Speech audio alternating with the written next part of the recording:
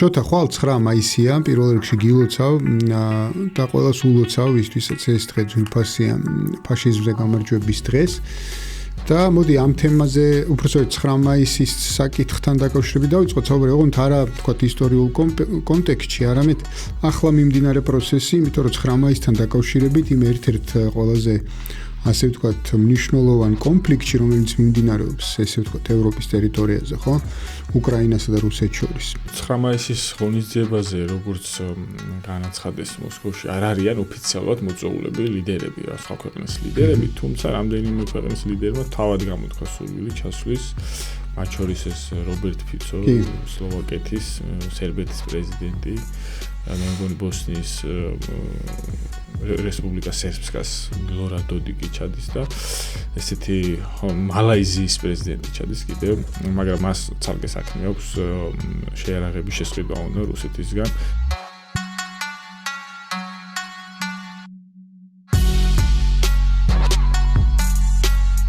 მოგესალმებით, ლაპარაკობს და უჩვენებს 42 პარალელი საქართველოს რადიოს ეთერში FM 102-სა და 3-ზე გთავაზობთ ჩვენ საერთაშორისო მიმოხილვას, შეგახსენებთ რომ შეგიძლიათ გამოიწეროთ ჩვენი YouTube არხი, ასევე Spotify-ზე შეგიძლიათ Spotify-ის არხი შეგიძლიათ გამოიწეროთ და Facebook-ზე, TikTok-ზე დაგვიმეგობრდეთ, რათა არ გამოგრჩეთ ჩვენი ესე ვთქვათ კონტენტი.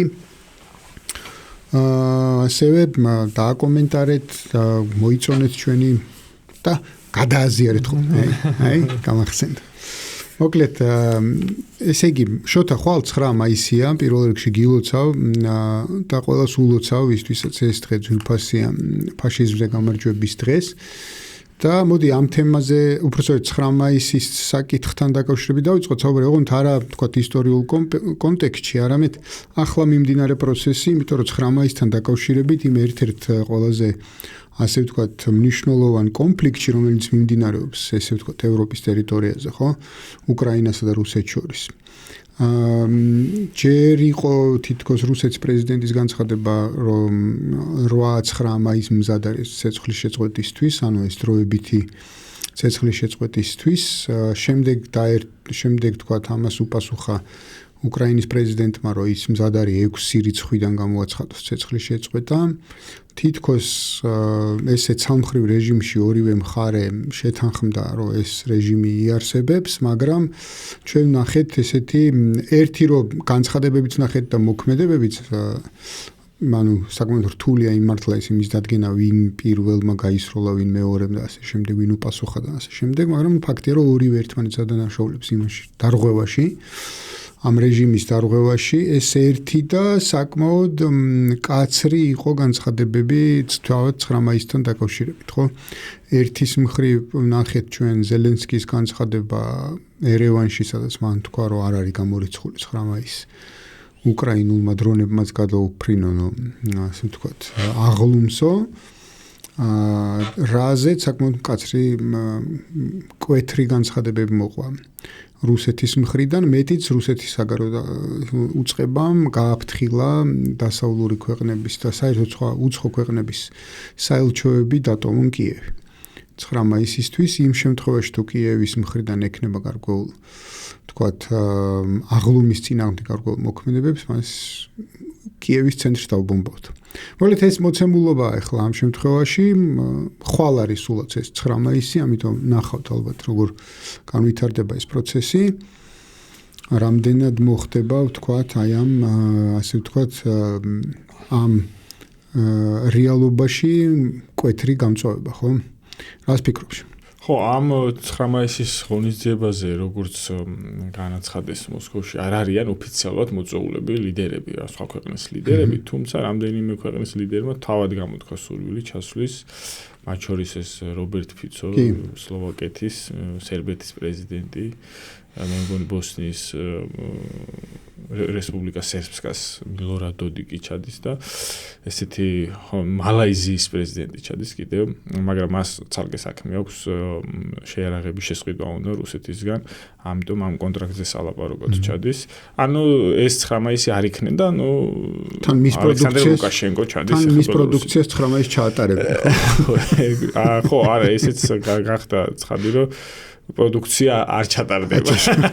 ძირითადად ცოცხალი ძალა ჩაევის, ანუ ეგრეთ წოდებული აღლუმი იქნება, ხო. ცოცხალი ძალის აღლუმი. ანუ ეს ცხამაისი არ იქნება ესეთი მასშტაბური და დიდი ცერემონია, ну გასულ წელს იყო გამომდინარე იქიდან, რომ 80 წლის იუბილეი იყო გასულ წელს.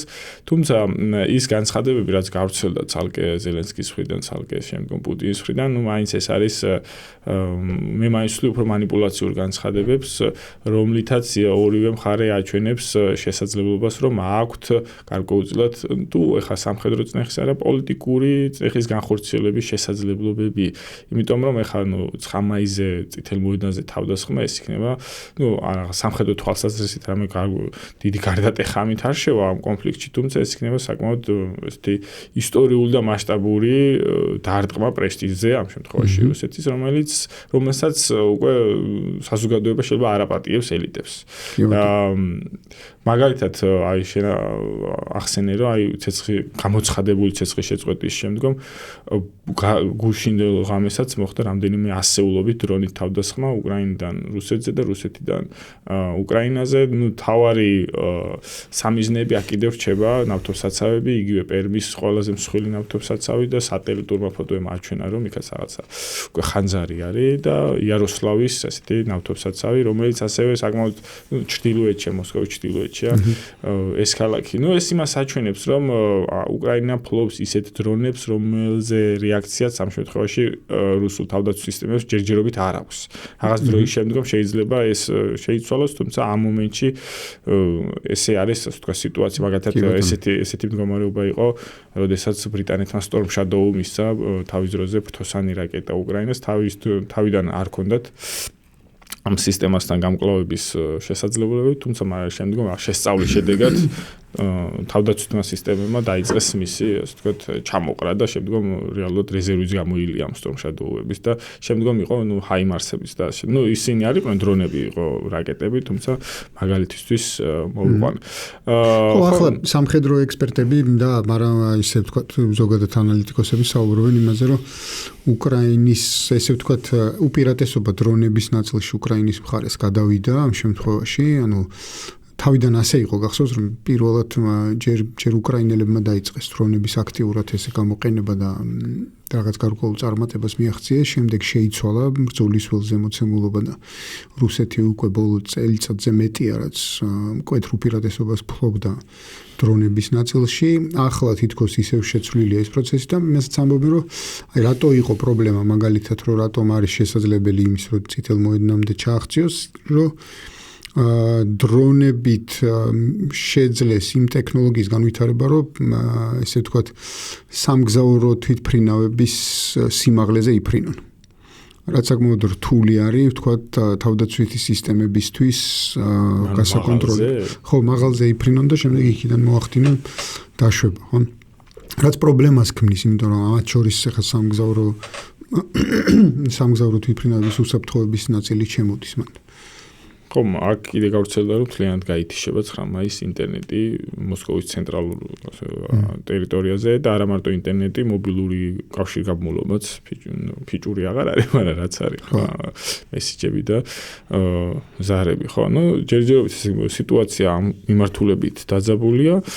დაველოდოთ 9 მაისს. დაველოდოთ 9 მაისს. მოდი, რადგან მაგაზე დავიწყეთ რუსულ, ესე ვთქვათ, უკრაინულ კონფლიქტზე საუბარი. გავაგრძელოთ ეს თემა იმით, რომ ეს რაღაცა ევროპული სამიტი გაიმართა სომხეთში, სადაც ჩვენი პრემიერ-მინისტრიც იმყოფებოდა და მათ შორის იმყოფებოდა უკრაინის პრეზიდენტიც და არა მხოლოდ ისინი, მაგრამ ბევრი ევროპელი ლიდერი და ასე შემდეგ. ერთი მომენტია აქ საგულისხმო, ასე ვთქვათ, რომ გასაგებია თავისთავად, რომ ეს სომხეთისთვის წინასაარჩევნო კამპანიის რაღაც გარკვეული ნაწილია, მათ შორის ევროპელების მხრიდან არის გამოხატული მხარდაჭერა, ვთქვათ, სომხეთის მიმართ, სომხეთის ამჟამინდელი ხელისუფლების მიმართ, რომელსაც არჩევნები აქვს. მე არ ვიცი, როგორ არის, რომ თითქოს კი ფაშინიანმა ბოლო პერიოდში რაღაც გარკვეული თვალსაზრისით თითქოს გაანეიტრალა ოპოზიცია უამრავი ვინმე დააკავეს, ასე ვთქვათ, და მათ შორის ეკლესიის მაღალი იერარქები არიან დაკავებულები და ასე შემდეგ, ხო, ცალკეული. ეკლესია სერიოზულად დაუპირისპირდა. მოკლედ თითქოს განეიტრალა მოწინააღმდეგე მხარე, მაგრამ ამასთან ერთად მაინც ჩდება გარკვეული მონაცემები იმასთან დაკავშირებით, რომ არც თუ ისე კარგი მონაცემები აქვს ფაშინიანს და მის პარტიას. შესაბამისად, ეს რაღაცა მხარდაჭერა, ეს პოლიტიკური მხარდაჭერა ევროპის მხრიდან რაღაც გასაგები იყო ამ თვალს. მაგრამ მეორეს მხრივ მე რაც მაფიქრებს არის ის, რომ სამხედრო თვალსაზრისით არა, მაგრამ დაძაბულობის, ესე ვთქვათ, ტრაექტორია რუსეთისა და ევროპის მნიშვნელოვნად ფართოვდება კავკასიის მიმართ, კავკასიის რეგიონისკენ და ცენტრალური აზიისკენაც. მაგრამ ეხლა ამ შემთხვევაში ყველა საინტერესო მაინც კავკასიის რეგიონია, ხო? ისეთი, ასე ვთქვათ, რაღაც მკვეთრი განცხადებებიც კი გაკეთდა. მათ შორის რუსეთში დღეს დილით ნახულობდი, რომ სომხეთის ელჩი დაიბარეს საგარეო საქმეთა სამინისტროში ზელენსკის აი იმ განცხადების გამო, ზუსტად ფორუმზე გაკეთებული განცხადების გამო. და არც თუ ისე კარგი განცხადებები კი არა და ასე ვთქვათ, რეაქციები იყო რუსეთის მხრიდან სომხეთში მიმდინარე პროცესთან დაკავშირებით. მოკლედ ერთის მხრივ ცხადია ახლა გასაგებია რომ რაღაც გარკვეული თვალსაზრისით ეს ილუზია სომხეთის ინტეგრაცია ევროკავშირში, მაგრამ თავად რაღაცა გარკვეული დაძაბულობის შემოტანა რეგიონში ამას შეუძლია. ხო, სანამ კავკასია შევეხებოდა ეს დაპირისპირების არეალი რომ ფართოვდება, ცხადყოფს ის რომ ფართოვდება თავად ევროპის ტერიტორიაზე, გულისხმობ ბალტიისპირეთს და ფინეთს, მაგალითად ფინეთ რუსეთის საზღვარზე ჩამოვარდა დრონი ფინეთის ტერიტორიაზე, შემდგომ ფინეთმა უკრაინული დრონი აღმოჩნდა ეს, თვითონ ფინურმა ხელისუფლებამ განაცხადა რომ იმ მანძილიდან ხდება ამ დრონების გაშვება რუსეთის მიმართულებით, რომლის ჩამოგდება მას არ შეუძლია და ამით აირიდეს პასუხისმგებლობა, ცაიტნოტში არის ვითომ თავდაცვითი სისტემები და ასევე ლატვიაში ქალაქ რეზენკნე ეს არის პრაქტიკულად სასაზღვრო ქალაქი რუსეთთან, იქაც დრონი ჩამოვარდა ასევე უკრაინული და მაინც ლატვიის საგარეო უწყებამ დაიბარა რუსეთის ელჩი ამ დრონის ჩამოვარდნაზე. ამიტომ რაღაცა ეს ჩtildeეთის იმან უთხრა გამატანეთ ეგ დრონი შევისწავლით. ხო, ჩtildeეთის მიმართულებას თანათან აქტიურდება, თან ისიც უნდა დავამატოთ, რომ ფინეთმა მიიღო გადაწყვეტილება, რომ მან დართო უფლება შეერთებულ შტატებს, რომ თუ ექნება სურვილი მის ტერიტორიაზე განალაგოს ბირთვული იარაღი. ესეც საკმაოდ ისეთი ხმამაღალი განცხადება, რაღაცა რამდენიმე წლის წინ ქვეყანა იყო ნეიტრალური სახელმწიფო, რაღაცა ერთ-ერთი მაგალითი საერთაშორისო ურთიერთობებში და დღეს მსგავსი ტიპის პოლიტიკას აწარმოებს, ხო? ეხლა რაც შეეხება კავკასიას, ამას ერთვის ისიც, რომ თქვათ ამერიკელებს არა უბრალოდ გაყავთ თავისი ჯარები, ახლა იყო განცხადება, რომ გერმანიდან უნდა გაიყვანოთ, პოლონეთმა შესთავაზა, რომ ჩვენთან განალაგეთო და თითქოს შეთანხმდნენ ასეთ რამებს. ეს რაღაც უფრო სიმბოლური პოლიტიკური კონფლიქტია, შესაკრებთა გადანაცვლების ჯამი არ იცვლება, ხა სად იქნება პლუს მინუს 5,000 ამერიკული. თუმცა მაინც რაღაცა იქ არსებული ინფრასტრუქტურა ხა უნდა მოეწყოს. ხო, ეს არ დაგვაუწყდეს, რომ პოლონეთი თავად უხდის შეერთებულ შტატებს ამ ბაზირების ხარჯებს და გერმანიაში ასე არ არის. ამიტომ არის რომ შეიძლება ერჩინოს კიდევაც დონალდ ტრამპს, რომელიც გამორჩეულია დამატებითი შემოსავლების შოუნის ზოგადად. ესე ვთქვათ, დაზოგეთ. ასევე ლიტვამაც შესთავაზა, რომ ლიტვაში განალაგდეს ეს სამხედრო კონტინგენტი, რომელიც სავარაუდოდ ასევე შესთავაზებს ამ ხარჯების ანაზღაურებას, რომელიც ამ შემთხვევაში მიმზიდველი არის ტრამპისთვის და უნდა გამოვიწყოთ, რომ ეს ორი ქვეყანა იქნება ერთ-ერთი ძირითადი მიმართულება. ხო, სომხეთს რაც შეეხება სწორად ახსენე შენ, რეალურად სომხეთი გადაიქცეს გეოპოლიტიკური დაპირისპირების ადგილად, ჩვენ ერთ-ერთ წინა პოდკასტშიც ახსენეთ, რომ მაგალითად მაშინ პუტინი ჩაერთო სომხეთის წინა საარჩევნო კამპანიაში და ირიბად მიუთითა სომხეთის მოსახლეობას, რომ მსგავსი პოლიტიკის შედეგად მათ მოუწევთ არჩევანის გაკეთება, რომელიც შეიძლება კრიტიკული იყოს სომხური საზოგადოებისთვის და დღეს უკვე ასე ვთქვათ მეორე მხარე შეიძლება ვთქვათ ევროკავშირი ჩაერთო აი ამ საარჩევნო კამპანიაში. ეს წინასწარ იყო ეს სამიტი დაგეგმილი 1 წლით ადრე, მაგრამ 1 წლით ადრეც იცოდნენ რომ ეს არჩევნები 7 მაისს იყო დაგეგმილი. ასევე სწორად ახსენე ის რომ ბოლო კვირების ტენდენცია აჩვენებს იმას რომ ფაშინიანის გამარჯვება ესეთი დამაჯერებელი გარანტირებული აღარ არის, არათუ დამაჯერებელი შეიძლება ჯამურად ოპოზიციამ აჯობოს კიდევაც. ანუ ძირითადად სამი ოპოზიციური პარტია ლახავს საარჩევნო ბარიერს. ეს არის სამუელ ყარაპეტიანის ძლიერი სომხეთი, მეორე ყოფილი პრეზიდენტის რობერტ კოჩარიანის პარტია.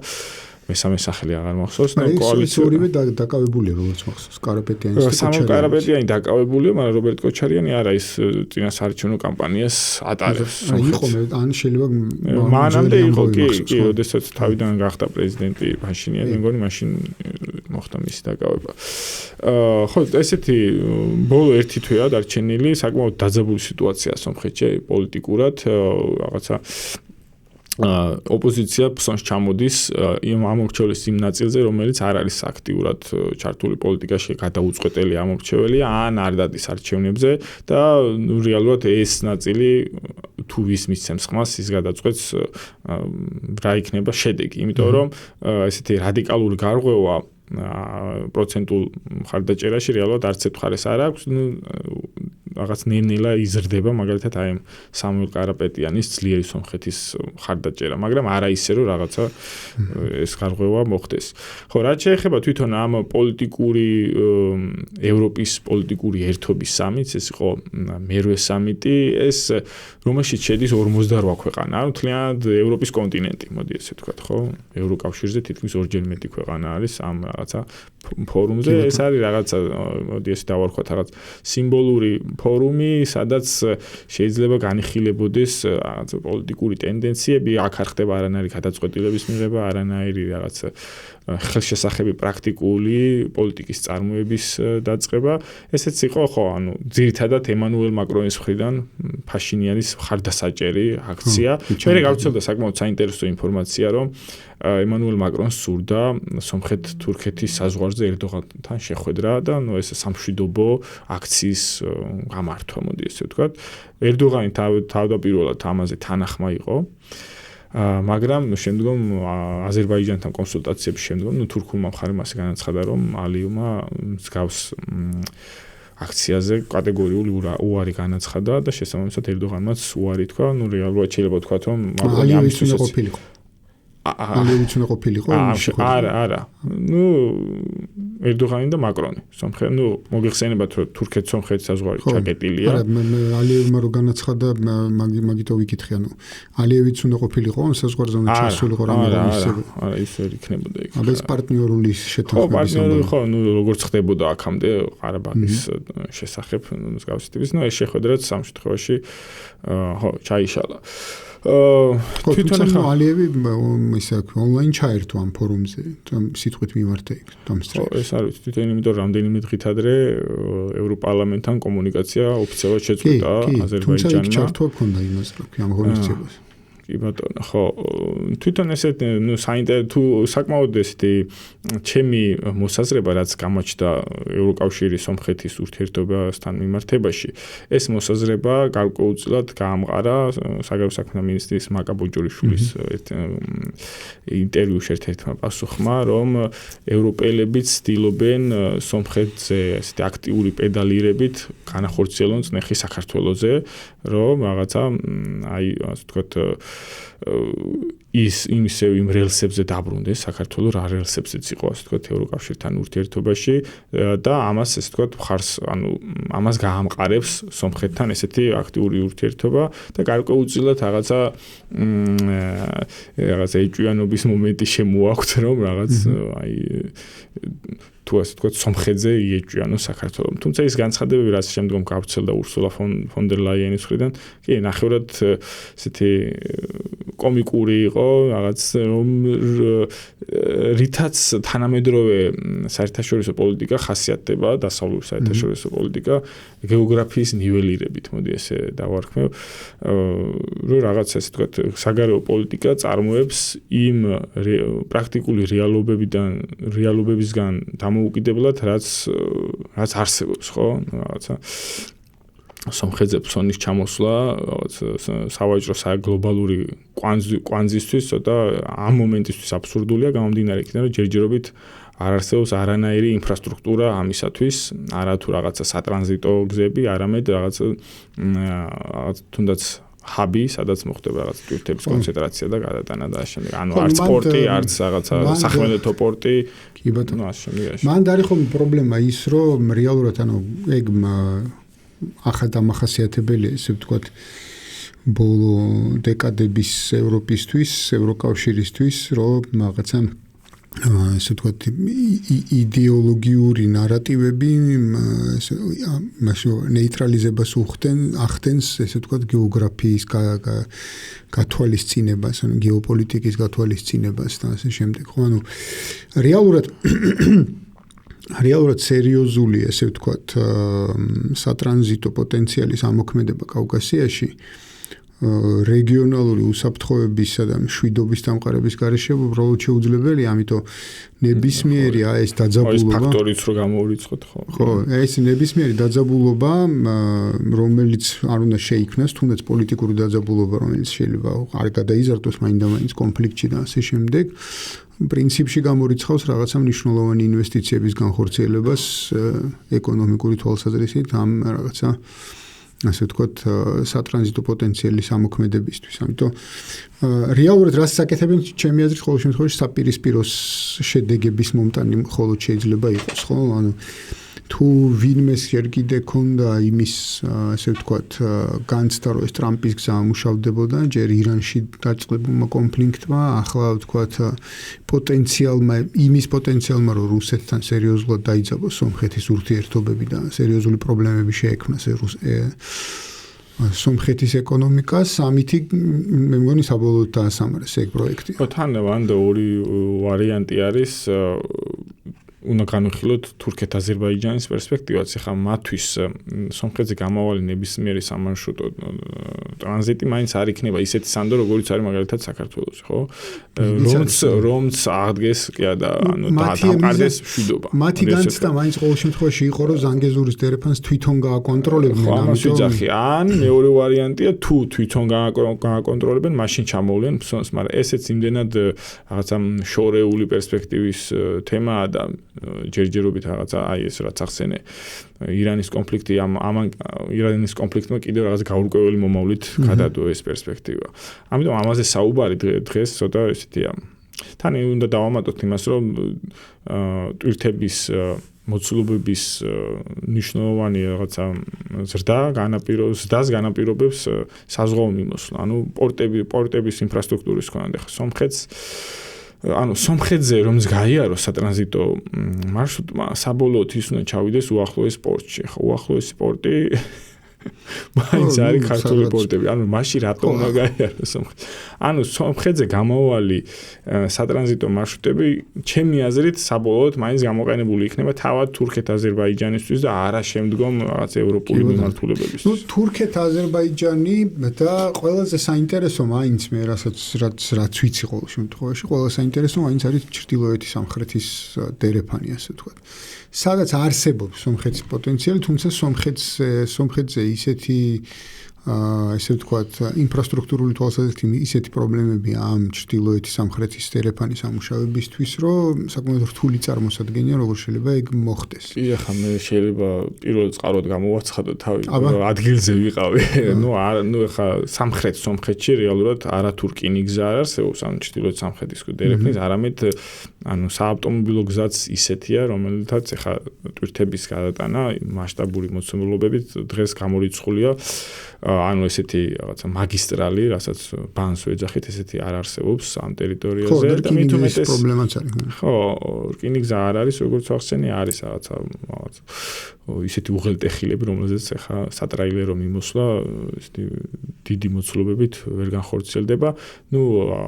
ეს რაღაც ამისი პოლიტიკური ნებელობაც დღეს არ არის სომხეთის ხელისუფლებაში და რომც იყოს ამას თვითონ ვერ დააფინანსებს მსგავსი ინფრასტრუქტურის შექმნას, აქ საჭირო იქნება ან რუსული, ან ირანული რესურსები, ან თუნდაც იგივე ჩინური, რომელიც ესეც რაღაც ჰიპოთეტური სურათია, რომელზედაც შეიძლება მხოლოდ დღეს ვისაუბროთ. ხო, სხვათა შორის ეს თემა იქ დადგა მაშინ, როდესაც ფაშინიანი მოსკოვში იმყოფებოდა, რკინიგზის საკითხიც, რკინიგზის საკითხსაც შეეხნენ.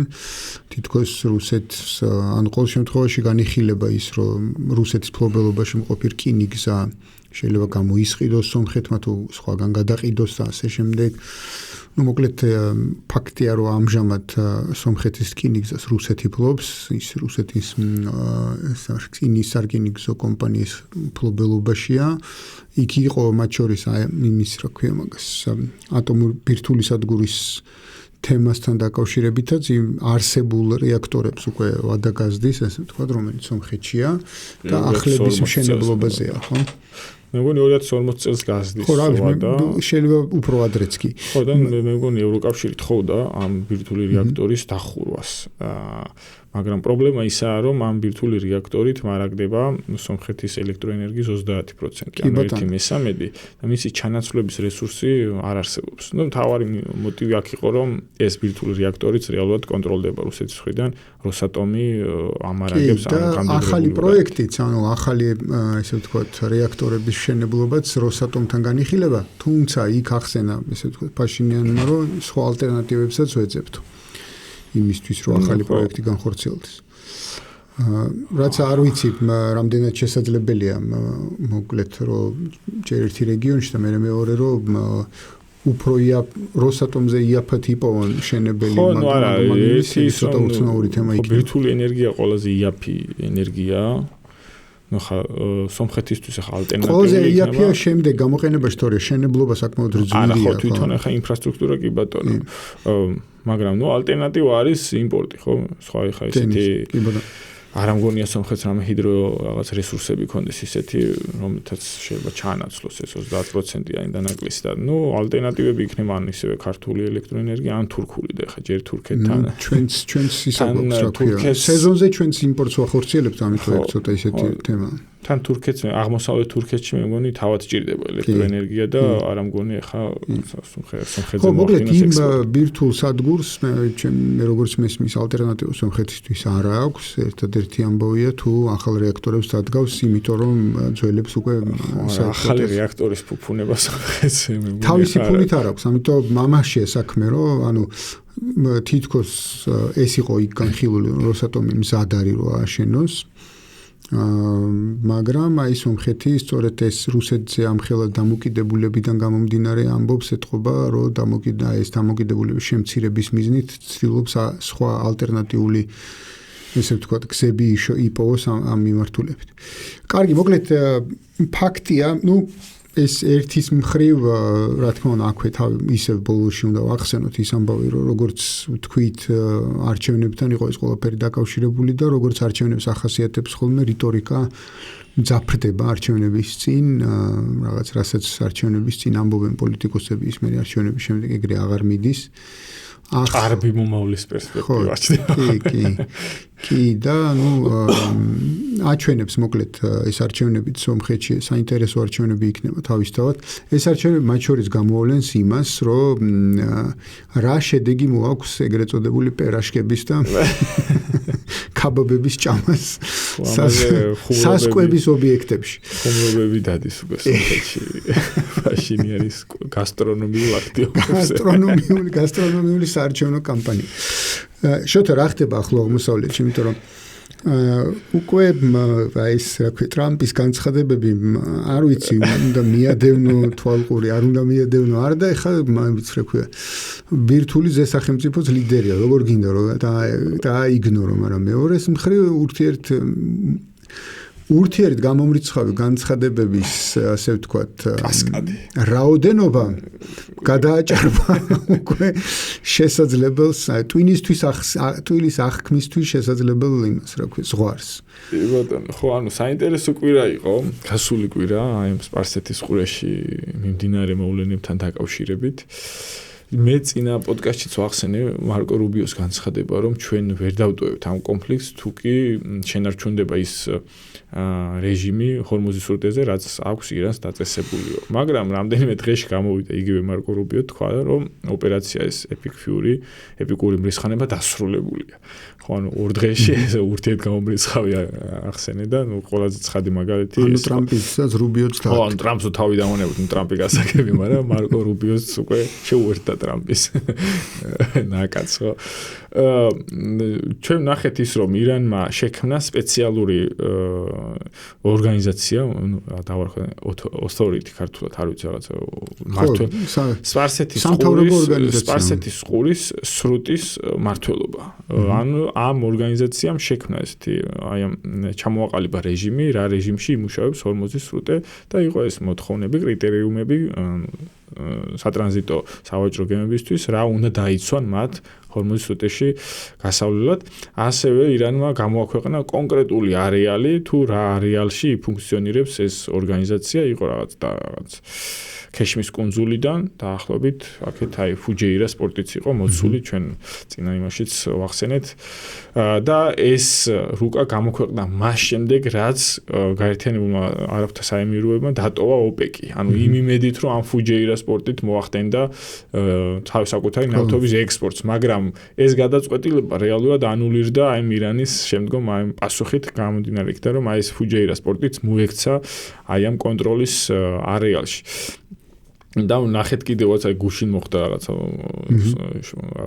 შეტაკებები და ფუჯეირას პორტში შემავალი გემები დაიბომბა ირანის მხრიდან.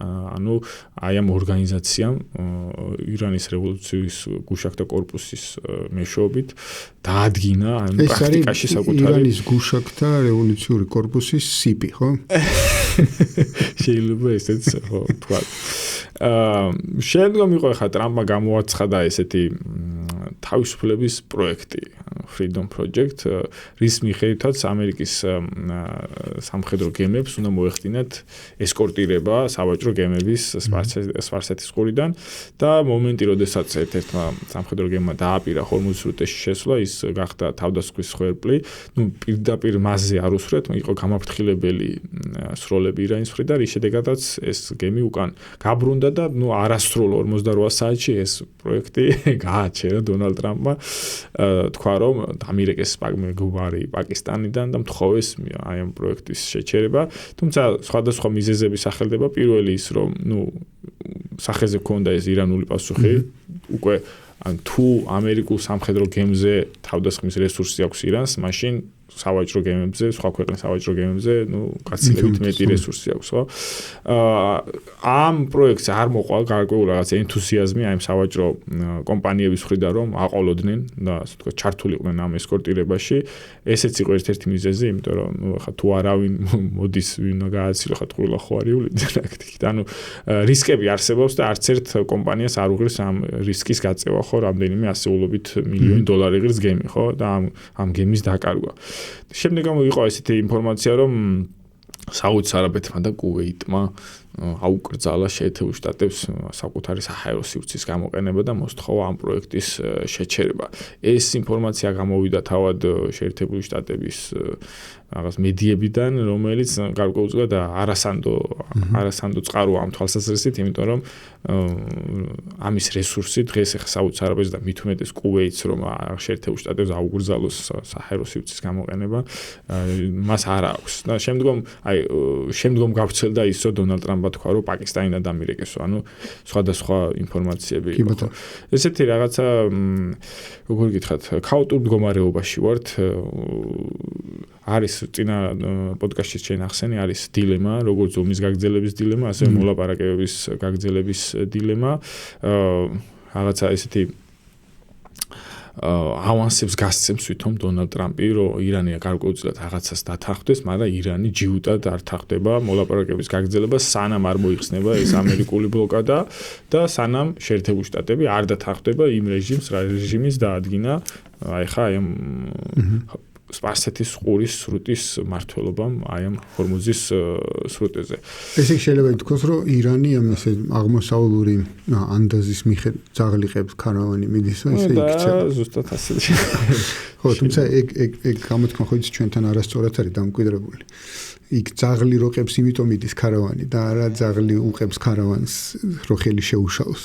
ანუ ეს ქარავანის დამცველი ძაღლები იყო ხოლმე, უბრალოდ ჩვენთან ესე დამკვიდრდა, რომ პარალელურ რეჟიმში ყებს თითქოს უფრო საწინააღმდეგო მიმართულებით ყებს თითქოს. ერთი კიდე თემა ასეთი რაც მან გაჟღერდა იყო ის რომ თითქოს ირანი მზად არის ეს გუშინ იყო ამაზე საუბარი თითქოს ირანი მზად არის გამდიდრებული ურანი გადასცეს ამერიკას. მე არ ვიცი ეს რამდენად საერთოდ შესაძლებელია მსგავსი რამე მოხდეს, იმიტომ რომ რა ვიცი ერთ-ერთი სერიოზული პირობა, რასაც ირანი აყენებს, როგორც ვიცი, არის სწორედ აი ამ რა ქვია, სამოქალაქო ურანის გამოყენება და სამოქალაქო ბირთვული პროგრამის შენარჩუნება, ხო? ხო, ალბათ ეს იქნებოდა ისევ დასავლური წყაროებიდან გავრცელებული ინფორმაცია, იმიტომ რომ შეიძლება თუ არ მეშლება, მე მგონი თავად ტრამპმაც თქვა. ხო, ეს ნაკლებად სავარაუდოა, იმიტომ რომ ახალ ამბებში უსმენდიდან. ამის ნებელობა არ იყო ომის დაწყებამდეც, რომ ეს გამდიდრებული ურანი გადაეცათ და მით უმეტეს ეხლა, როდესაც ირანი თვლის თავს გამარჯვებულად და რეალურად კონტროლი აქვს პროცესზე, ნაკლებად წარმომიდგენია, თვითონ მე მგონი ირანი უარს ამბობდა რუსეთისთვის გადაცემაზე ამ გამდიდრებული ურანის, არ სურდა ეს პერსპექტივა, ეს რეალურად არის მაინც ეროვნული ღირსების საკითხი, ანუ ეს გამოიწვევს უყურე ამაზე რომ დათანხმდეს ირანი ეს არ იქნება დამაკმაყოფილებელი შეერთებული შტატებისთვის, იმიტომ რომ ურანის გამდიდრების შესაძლებლობა და ინფრასტრუქტურა მაინც რჩება ირანს, ხო? ნუ კი ეხა ეს გადაეცი, შემდგომში გამამდიდრებს, ხო? ამიტომ თავარი ორიენტირი შეერთებული შტატების არის აი ამ თლიანად აი ამ ურანის გამდიდრების აი ამ ცოდნის ინფრასტრუქტურის მოშლა, რაც ამ მომენტში გამორიცხულია პრაქტიკულად, იმიტომ რომ ნუ რეალურად თელი რაღაცა თაობებია ადამიანების, რომლებსაც აქვთ ეს ცოდნა ბირთვულ პროცესთან დაკავშირებით და ეს ითვლება, როგორ გითხრათ, ირანის განვითარებულობის მაჩვენებლად, ხო? და ამიტომ არის ეს საკმაოდ ესეთი მტკივნეული საკითხი ირანისთვის, რომ ამაზე უარი თქვას, ანუ ქვეყანა უნდა თქვას, რომ მე აღარ ვითარდები და რაღაცა უარს ვამბობ პროგრესზე, ხო? რატო, ხო? როცა შეგიძლია. თან მით უმეტეს რომ ოფიციალურად ირანი იმყოფება ბირთვული გავრცელების ორგანიზაციაში, ის უარს ამბობს ბირთვული იარაღის შექმნაზე, ის წევრი იყო საერთაშორისო ბირთვული სააგენტოს, მას ჰქონდა მთლიანად ეს უფლება დართული რომ ყოფილიყო ეს დაკვირვებები ამ ბირთვულ პროცესზე, ანუ თითქმის ყველა აი ამ ფორმატში იყო ირანი, რომელიც გამორიცხავდა აი ამ ბირთვული პროგრამის ბირთვულ იარაღში გარდაქმნის პროცესს.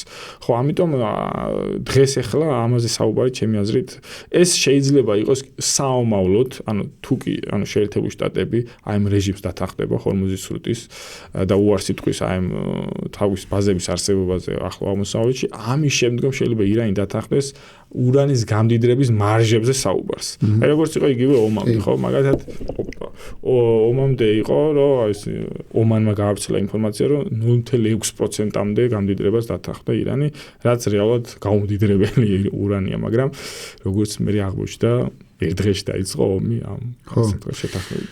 ხო, მოკლედ რამე თუ გავრცელებულა ამ ბოლო პერიოდში იმასთან დაკავშირებით, ხო არ გადახედავდა ირანი მოცემულობიდან გამომდინარე საკუთარ ესე როგორ ვთქვათ საკუთარ ბირთვულ პოლიტიკას გულისხმობ იარაღის შექმნის მიმართულებით. ანუ რამეზე ხო არ მიმდინარეობს ახლა საუბარი, რომ დარწმუნდა ირანი, რომ ბირთვული იარაღის გარეშე შეუძლებელი არსებობა. ჯერჯერობით მსგავსი პროცესი არ არის სახეზე, გამომდინარე იქიდან რა სიტუაციაშიც ვიმყოფებით. ანუ ირანს აღმოაჩნდა ისეთი შემაკავებელი ინსტრუმენტი, რომელთაც შეიძლება თავი აირიდოს შემდგომი თავდასხმებისგან და ეს არის ზუსტად ეს ჰორმუზის სრუტეზე ტოტალური კონტროლი, იმიტომ ართმობს და ესეთი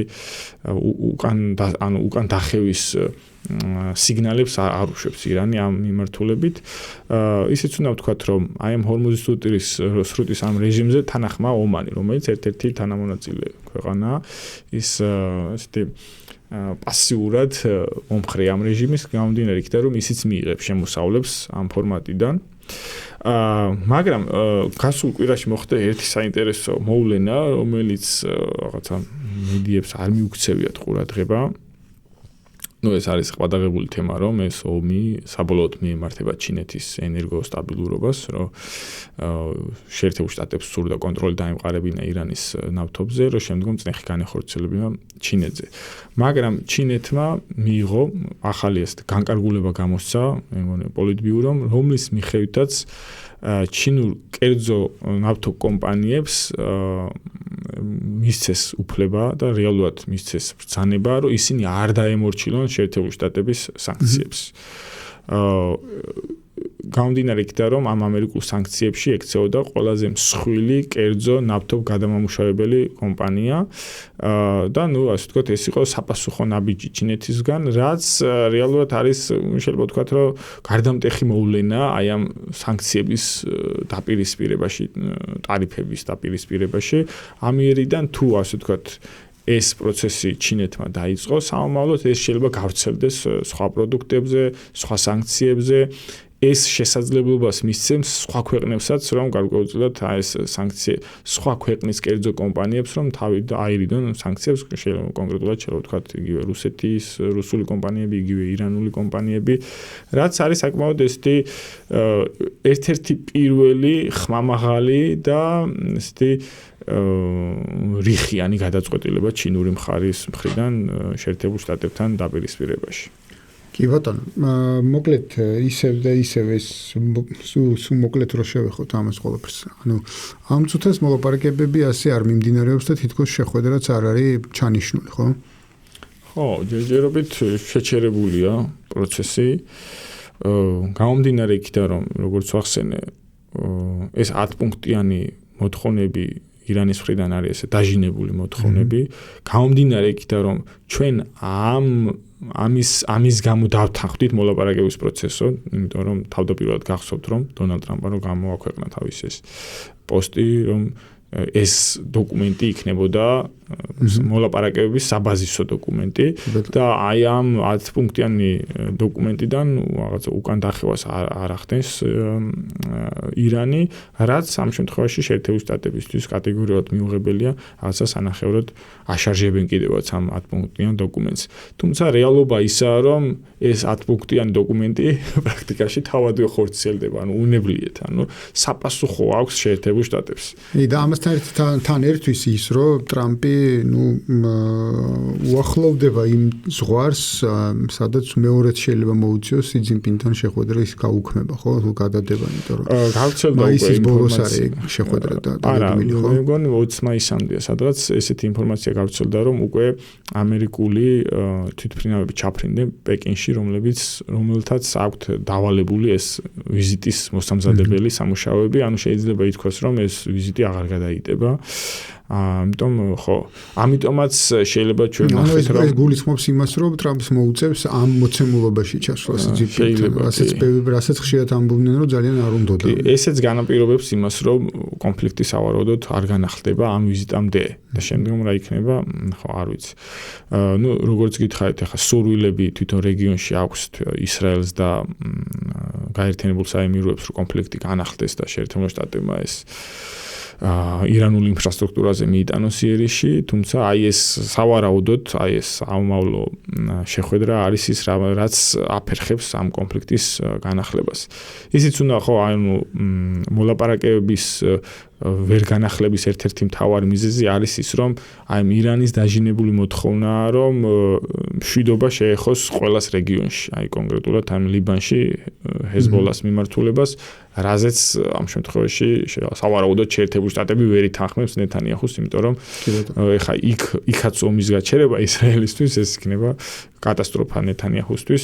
ისიც არ უნდა გვაუწყდეს, რომ ისრაელში ოქტომბერში არის საპარლამენტო არჩევნები, ოპოზიცია გაერთიანდა ნეთანიაჰუს წინააღმდეგ ორი წამყვანი ძალა ნაფთალი ბენეთისა და იარ ლაპიდის სახით და არ ვიცი ხა იქაც საკმაოდ თანაბარია რაღაც 120 მანდატიან პარლამენტში დაახლოებით 60-60-ზე იყოფა ხოლმე ორი მანდატი აქეთ ორი მანდატი იქით ესეა ხოლმე უმრავლესობა დაკომპლექტებული ამიტომ ეხა იმ წინა საარჩევნო პერიოდში ნეთანიაჰუს არ აწყობს საკუთარი ხაზ გეგმების გაჩერება მიზნების მიღწევის გარეშე კი ბატონო კარგი შოთა მე მგონი შეგვიძლია რომ დავასრულოთ ჩვენი დღევანდელი საერთაშორისო მიმოხილვა.